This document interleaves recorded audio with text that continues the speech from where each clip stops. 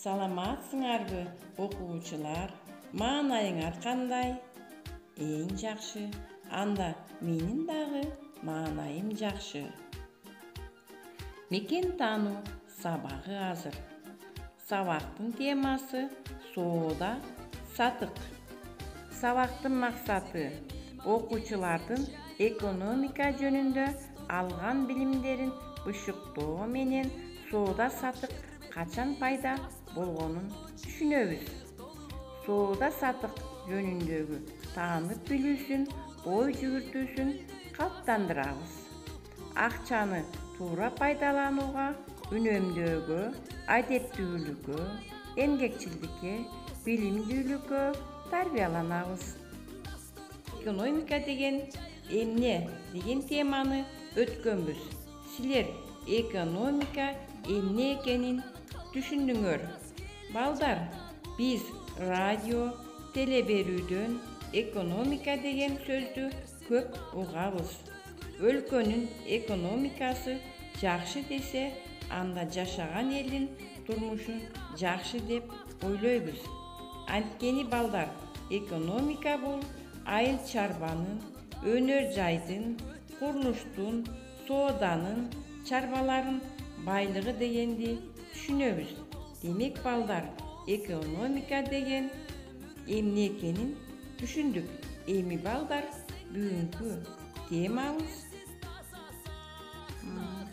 Демек балдар, экономика деген эмне экенин түшүндүңөр. Эми балдар, бүгүнкү темабыз соода сатык. Балдар, соода сатык деп эмнени түшүнөбүз? Соода сатык качан пайда болгонун азыр мен силерге түшүндүрүп берейин.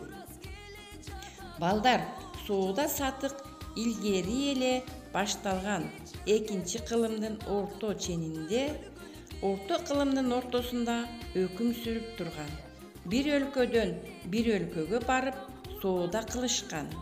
Ал кезде азыркыдай машиналар, самолеттор болгон эмес. Анда адамдар төөлөр, аттар, пилдер менен жүктөрүн жүктөп башка өлкөлөргө барышкан. Аларды балдар кербендер деп жана соодагерлер деп аташкан. Алар 1 жыл бою жол жүрүшкөн. Азырдын биздин кошуна мамлекет чыгыштан Кытай, батыштан Рим, Византия, түндүк Европа жана Сибир, түштүк түндүк Индия аркылуу соода кылып турушкан.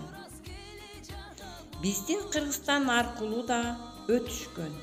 Ошол кезде Ош, Өзгөн, Барскон, Туяң, Том, Ат башы аркылуу өтүп Кытайга барып соода кылышкан. Бул жолдор Кыргыз жолдору деп аташкан. Кыргызстандан өткөндө чай жолдору, кездемелер жолдору, чөл жолдору деп чөлдөн өткөндө айтышкан. Кийин барып улуу жибек жолу болуп калды. Себеби жибек Кытайдан алынып келип турган. 1877 жылы немис окумуштуусу Фердинанд Рифкофейн жибек жолу деп айтып кеткен. Ошол кезде эмнелер сатылган? Баалуу асыл таштар, терилер, кездемелер, чай, алтын, коло, экзотикалык жаныбарлар, килемдер, төшөктөр, канаттуулар менен соода кылышкан. Демек балдар, соода мурда эле болуп келген экен. Бир өлкөдөн бир өлкөгө соода кылып турушкан.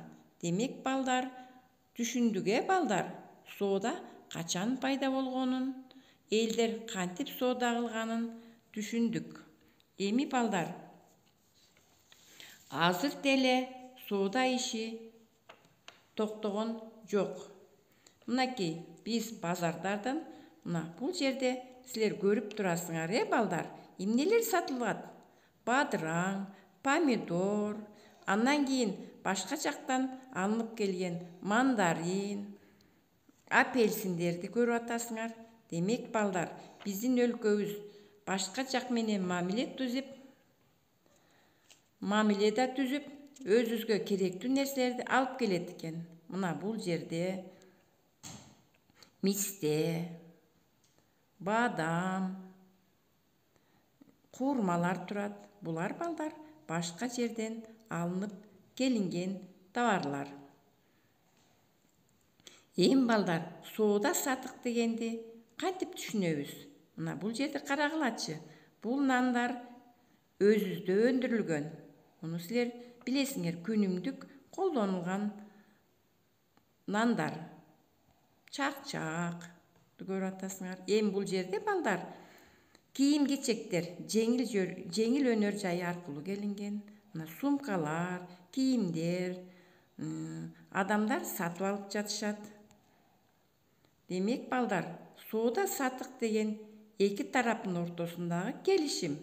Бир тарап сатып алат, бир тарап сатат, экинчи тарап сатып алат. Мынакей, бул сүрөттү карагылачы балдар.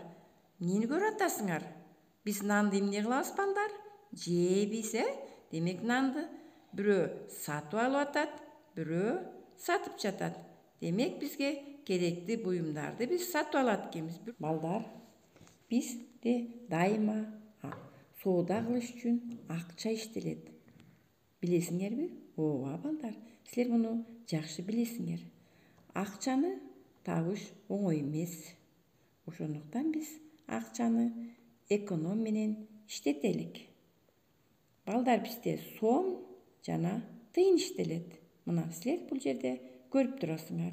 20 сомдук, 50 сомдук, 200 сомдук, 5000 сомдук, 100 сомдук, 500 сомдук, 5 сомдук. Демек балдар, акча менен баардык иш бүтөт. Соода да болот. Ошон үчүн балдар, биз акчаны эконом менен, орду менен иштеткенди үйрөнөлү. Түшүнүңөрбү балдар? Демек биз сабагыбызды жыйынтыктайбыз. Үйгө тапшырма. Окуу китебиңерди алып, 75 бетти ачып, соода сатык деген теманы окуп, түшүнгөнүңөрдү айтып бересиңер.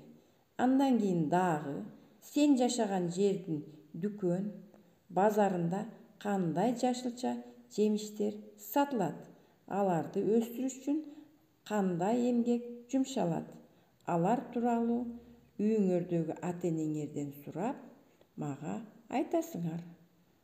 Көңүл бурганыңыздар үчүн чоң рахмат.